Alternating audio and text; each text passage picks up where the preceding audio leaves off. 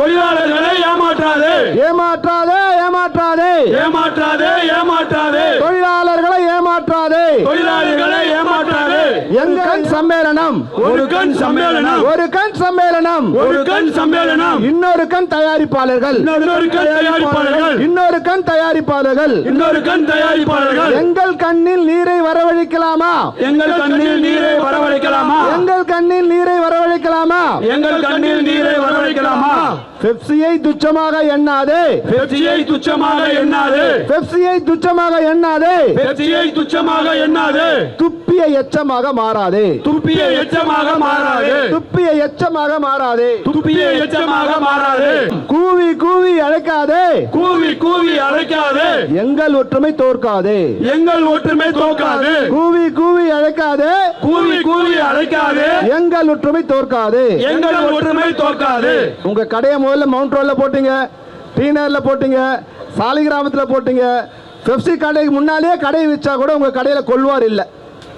உங்க கடையில கூவி கூவி அழைக்காதே கூவி கூவி அழைக்காதே எங்கள் ஒற்றுமை தோற்காதே எங்கள் ஒற்றுமை தோற்காது தர்மத்தின் வழி நடப்போம் தர்மத்தின் வழி நடப்போம் அதர்மத்தை அழிப்போம் அதர்மத்தை அழிப்போம் நீதியை நிலைநாட்டுவோம் நீதியை நிலைநாட்டுவோம் சத்தியத்தின் வழி நடப்போம் சத்தியத்தின் வழி நடப்போம் ஒன்றுபடுவோம் ஒன்றுபடுவோம் வென்று காட்டுவோம் வென்று காட்டுவோம் காஷ்மீர்ல தேல் கடிச்சா கன்னியாகுமரியில கூட வலிக்குங்கிறத ப்ரூவ் பண்றதுக்கு தான் இந்த கூட்டம். நீ எங்கேயோ இங்க தனியா நிக்கிற அடிச்சுட்டு போயிடலாம் நினைச்சினா இங்க தனியா நாங்க நிக்கலவா இந்தியாவா சேர்ந்து நிக்கிறோம் ப்ரூவ் பண்றதுக்கு தான் இந்த கூட்டம். நமக்கே தெரிஞ்சுக்கிறதுக்கு தான் இந்த கூட்டம். ஐயோ நம்ம பின்னாடி பேர் இருக்காங்களா, ஐஃபேக் இருக்கா, வெஸ்டர்ன் இந்தியா இருக்காங்களா, ஈஸ்டர்ன் இந்தியா இருக்காங்களா, கர்நாடகா இருக்கா, ஹைதராபாத் இருக்கா, கேரளா இருக்கான்னு கேட்டுட்டே இருந்தீங்க இல்லையா? நம்ம ஒரு அழைப்பை ஏற்று அவர்களா டிக்கெட் போட்டு அவங்களா வந்து உட்காந்து இன்னைக்கு மேடையில் உங்களோட நாங்கள் இருக்கோம்னு ப்ரூவ் பண்ணிருக்காங்க. அவங்க மட்டும் இல்லை, அவங்க பின்னாடி இருக்கிற பல லட்சம் ஃபிலிம் எம்ப்ளாயிஸ் நம்மளோட இருக்காங்கிறத நீங்கள் புரிஞ்சுங்க. Not only our leaders, more than lakh of employees with us. All Indian film employees are with us. So நமக்கு எந்த பயமும் இல்லை. ஏன் பயப்படுறீங்கன்னு கேட்டாங்க. நாங்கள் பயப்படலை, காமிக்கிறோன்னு சொன்னோம். நிறைய பேர் பேசும்போது சொன்னாங்க செல்வமணி சொன்னதால் அட்ஜஸ்ட் பண்ணோம், செல்வமணி சொன்னதால் அட்ஜஸ்ட் பண்ணோன்னு. அட்ஜஸ்ட் பண்ண உங்களுக்கு புரியுது, யாருக்காக அட்ஜஸ்ட் பண்ணுமோ அவனுக்கு புரிய மாட்டேங்குது. இதுதான் இப்போ நம்மளோட வேலை. ஏன்னா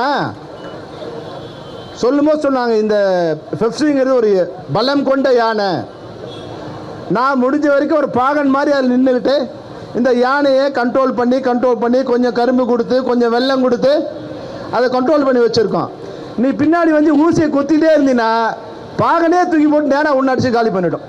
பாகன் இருக்கிற வரைக்கும் உனக்கு சேஃப்டி, பாகன் இல்லைன்னா உன்னோட சேஃப்டி காலி ஆகிடும். எல்லாம் உனக்கு தெரிஞ்சிருக்கும். எல்லாரையும் 1.5 மாதமாக கண்ட்ரோல் பண்ணி வேண்டாம் அமைதியாக இருப்போம் அப்படின்னு சொல்லி பல நிகழ்ச்சிகளில் பெப்சியோட தப்பு என்ன நீங்கள் சொல்லுங்கள், தப்பு இருந்தால் சரி பண்ணிக்கிறோம். நம்ம பழைய பெப்சி மாதிரி இல்லாமல் நாங்கள் சொன்னது தான் சரியில்லை சொல்லாமல், ஐயா எங்களோட தவறு இருந்தால் சொல்லுங்கள், நாங்கள் திருத்திக்கிறோம். இதுக்கு மேலே உங்களுக்கு என்ன வேணும்? இங்கே என்ன பிரச்சனைன்னா ஒழுங்காக இப்போ நம்ம என்ன நினச்சோம், சென்னையில் இருக்கிற நம்ம ஷூட்டிங்கில் இருக்கிற தோழர்கள்லாம் இங்கே வர வச்சு ஒரு மீட்டிங் போட்டு நம்ம காமிக்கலான்னு. உடனே மறுநாள் அவங்க என்ன பண்ணுறாங்க, படப்பிடிப்பு நடந்தே தரும். இப்போ நம்ம என்ன பண்ணுவோம், சரி நடத்திக்க. வடிவேலை கொண்டு வந்து சாணி அடிக்க வைப்பாங்க இல்லையா, அவன் என் தலைவர் வரான் சும்மா கொஞ்சம் கூட சாணி அடிக்க வைக்கிற மாதிரி இன்னைக்கு இந்தியா முழுக்க படப்பிடிப்பு இல்லை. அவங்கவுங்க அங்கங்கே படப்பிடிப்பு நடத்திருப்பாங்களா? யாரால கட்டுது? நோரால கட்டுதுன்னு சொல்லுவாங்க தெலுங்குல.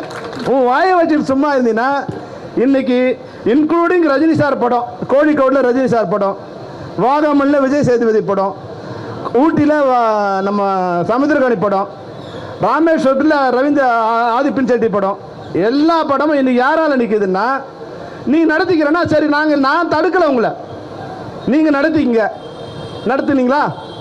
இப்போ யாரால கட்டுது? படப்பிடிப்பு நடக்கிற தயாரிப்பாளர் எல்லாம் சார் என்ன சார் இது அநியாயம், ஏன் சார் ஷூட்டிங் நிறுத்துறீங்க? நான் கேட்டேன், தயாரிப்பாளர்களுக்கெல்லாம் பெப்சி வேணும், ஆனால் தயாரிப்பாளர் சங்கத்துக்கு பெப்சி வேணாம். இன்னும் இது வேணான்னு சொல்றது உங்க தயாரிப்பாளர் சங்கம். நீ அங்கே போய் கேளுங்க ஒரு தடவை. ஏன் வேணாங்கிற? என்ன பிரச்சனை? படையெடுக்கிற எனக்கு அவன் வேணும், பதவியில் வந்து உட்காந்துருக்க உனக்கு வேணாம்னா என்ன அர்த்தம் கேட்கணும் இல்லையா? நீ அங்கே கேட்கறத விட்டுட்டு எங்ககிட்ட வந்து ஏன் நிறுத்தினா நாங்கள் நடத்துவோம்னு சொன்னோம், நடத்தி காமிங்க அப்படின்னு சொல்லுவோமா இல்லையா? அதுதான் இன்னைக்கு நம்ம பிரச்சனை. என்னன்னா, எங்ககிட்ட ஏதாவது பிரச்சனை இருந்தா இதை சொல்லுங்க, நாங்கள் சரி பண்ணிக்கிறோம். அது எதுவுமே இல்லாமல் நீங்கள் 4-5 சங்கமாக உடஞ்சி போறீங்க, அது நாங்களா பொறுப்பு? உங்களை ஒன்று சேர்க்கறோம்னு நினைக்கிறோம். உங்களை ஒன்று சேர்க்கறேன்னு நினைக்கிற எங்களை பிரித்து பார்க்குற நீ நாளாக பிரிஞ்சிருக்கிற. அவன் ஒன்று சேர்றான் நல்லதுறான்னு சொன்னால் நீ ஏன்டா ஒன்றா இருக்க, நீங்களா பிரிஞ்சு போங்கடாங்கிற. இங்கே இருந்து ஒவ்வொருத்தனையும் ஃபோன் பண்ணி கூப்பிட்டீங்க இல்லையா? யாராவது ஒருத்தன் வந்தானா அவன் பின்னால இங்கே பசியில் இருப்பான், பட்டினியில் இருப்பான், துரோகம் பண்ண மாட்டான். இங்கே பெப்சிக்கு துரோகம் பண்ண மாட்டான் பெப்சி மெம்பர். நீங்கள் என்ன பண்ணுறீங்க? நீங்கள் வா தலைவராக ஒன்று வச்சிடுறேன். எதுக்கு தலைவர்? ஓடாத பஸ்ஸுக்கு டிரைவர் தான் கண்டக்டர்னா, நடக்காத யூனியனுக்கு தலைவராக இருந்தால் செக்ரட்டரியாக இருந்தால் என்ன பிரயோஜனம்? ஆனால் இன்றைக்கி 10 பேரோட வாழ்க்கை நடக்குது. ஒரு ஆஃபீஸை போட்டு அவன்ட்டு வந்தவங்ககிட்ட 50 ரூபா ஃபார்மை விற்று அவன் சாப்பிட்டு சம்பாரிச்சிட்டு இருக்காங்க. இதுதான் நடக்க போகுது. ஏற்கனவே வாஸ் சார் சொன்னார், முன்னாடி பேசுறவங்க சொன்னாங்க, எனக்கும் அனுபவம் இருக்குது. அனுபவம் இல்லாத தொழிலாளர்களை வச்சு படம் எடுக்கிறது எவ்வளவு கஷ்டங்கிறது எனக்கும் தெரியும். அப்போ ஒரு பிரச்சனை இருந்தது, அந்த பிரச்சனையை பேசணும், தீர்த்தோம், பிரச்சனை முடிஞ்சது, எல்லாம் ஒன்றாயிட்டோம். இன்னைக்கு என்ன பிரச்சனைன்னு சொல்கிறான்னா உனக்கு தெரியாது. உன்னோட பிரச்சனை, உன் பங்காளி சண்டை, நீ அவனை சண்டை போட்டு என்ன இழுத்தீங்கன்னா என்ன அர்த்தம் தான் நான் கேட்குறது. இதில் இன்னொரு விஷயம் என்னன்னா, வருந்தத்தக்க விஷயம் என்னன்னா, ஒரு ரோட்டில் ஒரு பொண்ணை ஒருத்தன் கெடுக்கிறான். இப்போ போலீஸ்காரங்க இங்கே நிற்கிறாங்க. போலீஸ்காரங்க என்ன பண்ணுவாங்க? ஏன்டா தடுக்க, ஏன்டா பண்ணுறான்னு கேட்பாங்களா இல்லையா? போலீஸ்காரங்க இல்லைப்பா நாங்கள் நியூட்ரலு, 2 பேரும் எனக்கு ஃப்ரெண்ட்ஸு, நீங்கள் 2 பேரும் அடிச்சுக்கிட்டா நாங்கள் என்ன சொல்கிறது? நாங்கள் நியூட்ரலாக இருக்கோம், அவன் முடிஞ்சா காப்பாற்றிட்டோம், நீ முடிஞ்சா கெடுத்துக்க அப்படின்னு வேடிக்கை பார்க்குறது நியாயமா? இது சக சங்கங்களுக்கு, திரைப்படத்துறையில் இருக்கிற சக சங்கங்களுக்கு, நடிகர் சங்கத்துக்கோ இல்லை எக்ஸிபிட்டாரி சங்கத்துக்கோ இல்லை டிஸ்ட்ரிபியூட்டர் சங்கத்துக்கோ இல்லை சம்மந்தப்பட்ட அனைத்து சங்கங்களுக்கும் கேட்குறோம். 50 வருஷமாக ஒர்க் பண்ணிட்டு இருந்தீங்களே, உங்களுக்குள்ள என்ன பிரச்சனை?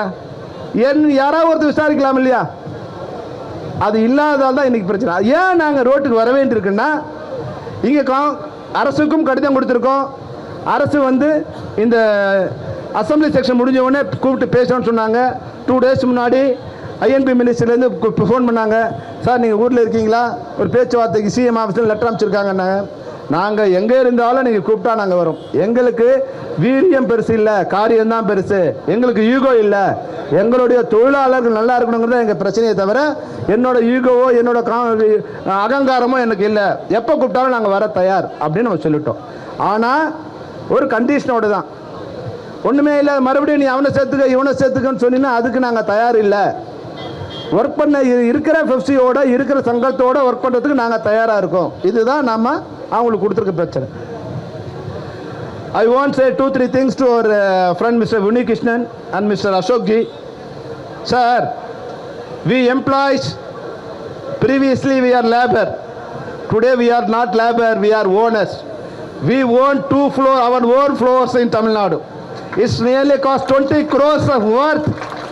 With our own money, with our own people interest, we build the 2 floors, and out of 15 acres, now we build a biggest floor in India. The only floor in South India, it has 20 makeup rooms, dining hall, mess, everything including. The only floor in South India is Fifty Studio. It's only because of our 50 employees. So நாங்கள் இப்போ வந்து ஒன்றா சேர்ந்து ஒருமுகமாக இருந்து முதலாளிகளாக மாற நீங்கள் இருக்கீங்க. உங்களால் பண்ண முடியாத நாங்கள் பண்ணிட்டோம். இப்போ என்ன பிரச்சனைனா, அதுக்கு முன்னாடி அவங்க போவாங்க, அங்கே மண்ணை திருடுவான், கல்லை திருடுவான், பார்த்துட்டு திரும்பி வருவான். ஆனால் இன்னைக்கு அந்த இடத்துல மிக பிரம்மாண்டமான 2 ஸ்டுடியோவை வந்து நம்ம கட்டியிருக்கோம். இந்தியாவிலேயே ஃப்ளோர் சொந்தமாக இருக்கிற ஒரே ஃபெடரேஷன் பெப்சி ஃபெடரேஷன் தான். ஃபர்ஸ்ட் ஃப்ளோர் நம்மளோட சொந்த பணத்தில் கட்டணும். நம்ம யூனியன் ஒரு பைசாவா ஒரு மெம்பர் காசு கொடுத்து அந்த பணத்தில் கட்டணும். ஒரு பைசா கடன் இல்லாமல் அந்த ஃப்ளோரை கட்டணும். 2வது ஃப்ளோர் கவர்மெண்ட் அன்றைக்கி வந்து 5 கோடி ரூபாய் அந்த ஃபண்டு கொடுத்தாங்க, அதை வச்சு கட்டணும். இன்றைக்கி 15 ஏக்கர்லேயும் ஃப்ளோர் செட்டு போட்டு இன்றைக்கி ஒர்க் நடந்துக்கிட்டு இருக்குன்னா அதுக்கு 50ல் இருக்கிற டைரக்டர்ஸ் காரணம், கேமராமேன் காரணம், ஒர்க்கர்ஸ் காரணம், முக்கியமாக ராமலிங்கம் மேஸ்திரி காரணம். இன்னைக்கு மிக பிரம்மாண்டமான ஃப்ளோர்ஸ் அங்கே நாங்கள் போட்டு ஒர்க் பண்ணிட்டு இருக்கோம். Moreover, government gave 50 acres of land to the FEFC employees to build our own residential compound, apartments. Because of this, already we have one condition: within 3 years we should start the work. Because of political situation, 2010 DMK government gave the land. After 2011 the government has been changed, so we are unable to build the apartments. What happened now? We prepared ourselves and we went for to build the house.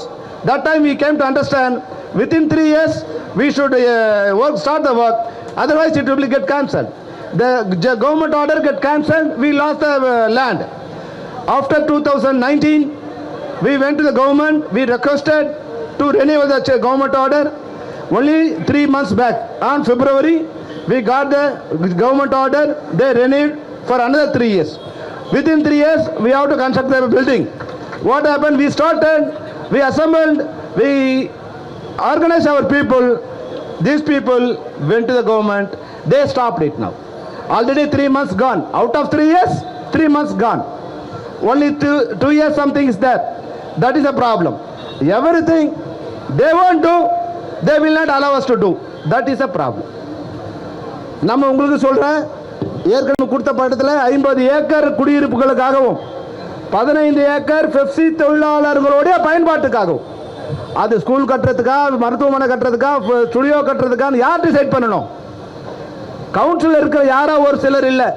Government ஆர்டரில் சரியா இருக்கு, 4 லைனை சரியா படிச்சு பாருங்க.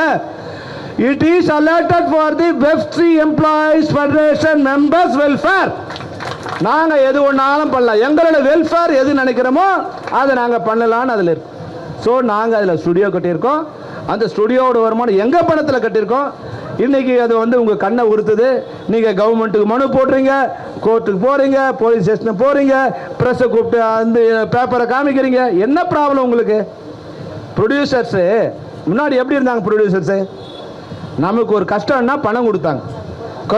கொரோனாவில் வேலை நடக்கலையா, நான் ஒரு 50 லட்சம் கொடுக்குறேன், நான் ஒரு 1 கோடி கொடுக்குறேன். அப்படிப்பட்ட ப்ரொடியூசர் இந்த கட்டத்தில் சங்கத்தில் இன்னைக்கு நாங்களா எறும்பு மாதிரி உட்காந்து ஒரு வீடு கட்டினா அந்த வீடை இடின்னு சொல்லி ஒரு கேஸ் போட போகிறேன். அவங்க ப்ரொடியூசரா, நீங்கள் ப்ரொடியூசரா? அவங்க ப்ரொடியூசர் கவுன்சில் பிரசிடெண்ட்டா, நீங்கள் வந்து நிர்வாகிகளா? நல்லா யோசிச்சு பாருங்க. இது தயாரிப்பாளர்களை எதிர்த்து நடக்கிற கூட்டம் அல்ல. முதல்ல நான் தெளிவாக சொல்லிடுறேன், தயாரிப்பாளர்களுக்கும் எங்களுக்கும் பிரச்சனை இல்லை.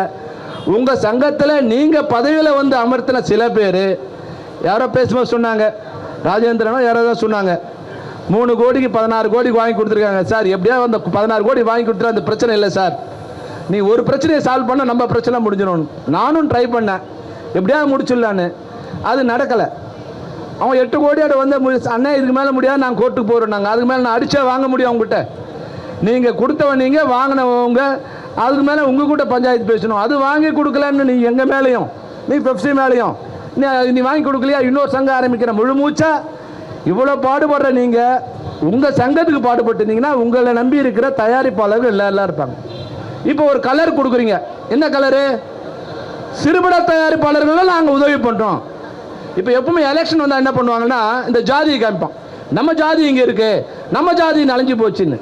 இப்போ அது மாதிரி சிறுபட தயாரிப்பாளர்கள் நாங்கள் உதவி பண்ணுறோன்னு. சிறுபட தயாரிப்பு என்ன உதவி பண்ணுறீங்க? 10 வருஷத்துக்கு முன்னாடி உங்கள் நிர்வாகிகள் படாத பாடுபட்டு சிறுபட தயாரிப்பாளருக்கு இவ்வளோ உதவிகள் வேணும்னு கையெழுத்து பெப்சிக்கிட்ட வாங்கியிருக்காங்க.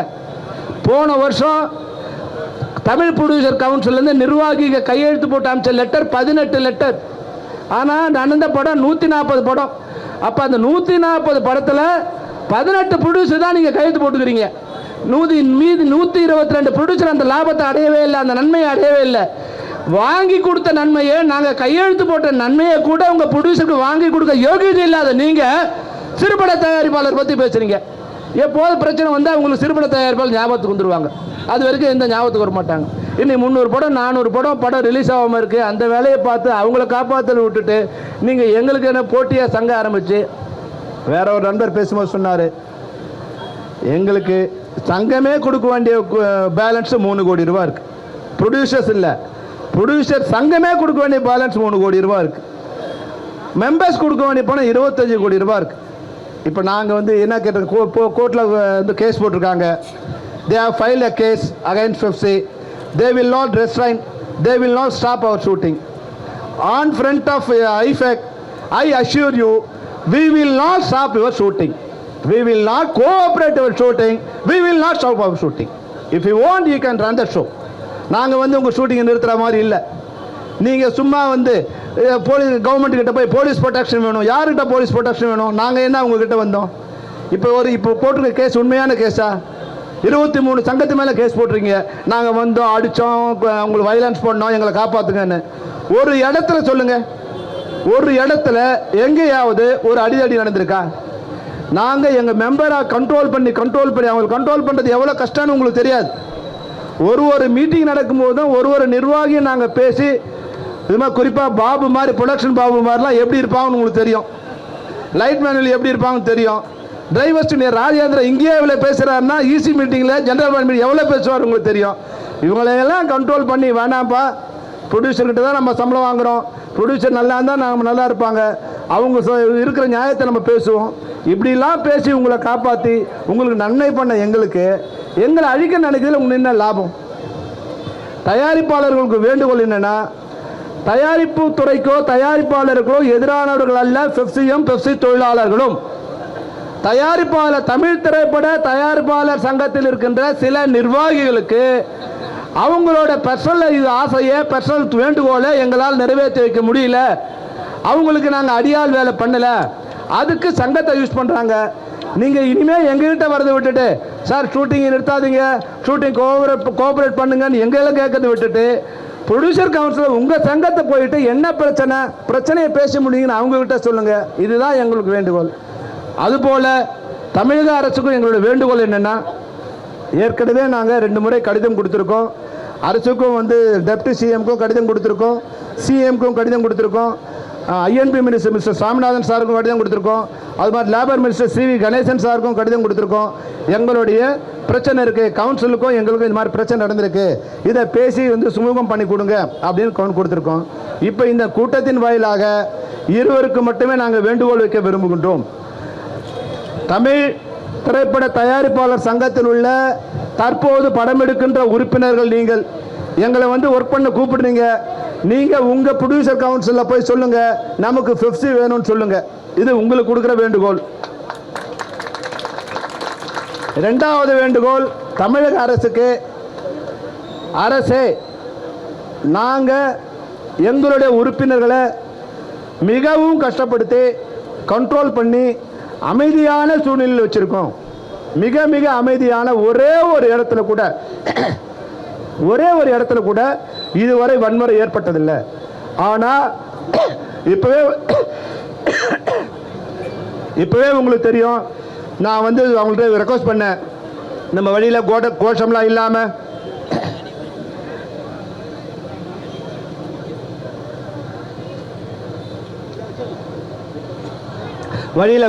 இல்லாமல் நம்ம வந்து ஒரு இடத்துல இருந்து, ஏன்னா கோஷம் போடும்போது, ஆர்ப்பாட்டம் பண்ணும்போது பத்திரிகையோ சில நமக்கு வேண்டாத நபர்களோ நமக்கு அரசுக்கு எதிராக போராட்டங்கிற மாதிரி அதை போர்வை கலர் கொடுத்து நமக்கு வந்து நம்ம மேலே ஒரு கெட்ட பேர் ஏற்படுத்துவாங்க.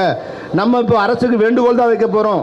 அரசுக்கு நம்மளுடைய வேண்டுகோளை வந்து சொல்ல தான் இந்த கூட்டத்தை கூட்டியிருக்கோம். அதனால் எந்த கோஷமும் இல்லாமல் எந்த ஆர்ப்பாட்டமில் கலந்துக்க சொன்னேன்.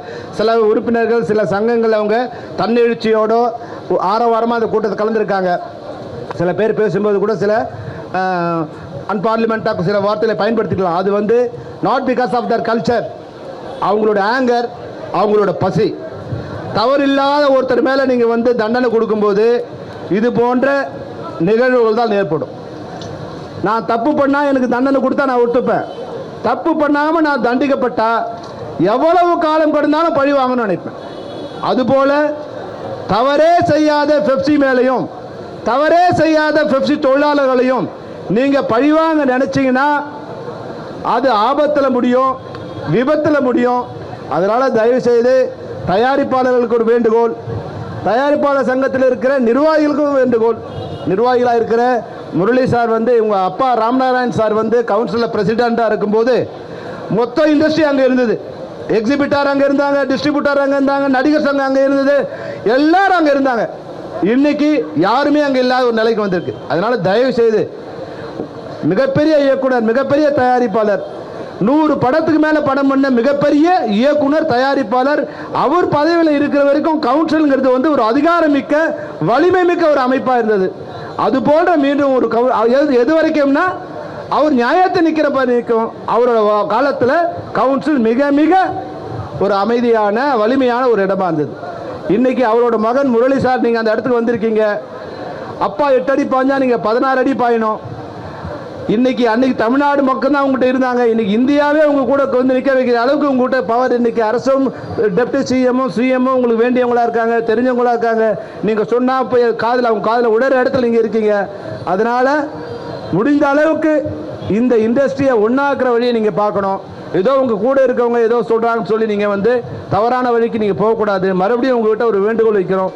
தயவு செய்து பெப்சி மறுபடியும் சுமூகமாக அனைத்து தயாரிப்பாளர்களுடன் இணைந்து பயணிக்கின்ற ஒரு சூழ்நிலையை சம்பந்தப்பட்டவர் அனைவரும் ஏற்படுத்தி தர வேண்டும்.